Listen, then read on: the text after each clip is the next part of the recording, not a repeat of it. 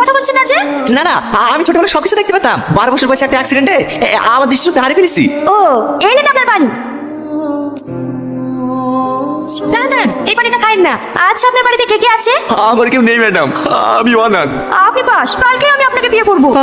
সত্যি? হ্যাঁ, এই দেখো, এটা আমার বাড়ি। তোমার পছন্দ হয়েছে? হ্যাঁ, অনেক সুন্দর। তুমি বুঝলে কি করে? সে দুটো ঝাপগুলো তো অনেক বড় বাড়ি। আবার দেয়ালে হাত দিয়ে দেখলো আমাদের পাকাতে পারি না। ও, তোমাকে বলেছিলাম না আমি বিয়ে করবো। এই দেখো, এইটা আমার স্বামী। খুব সুন্দর না?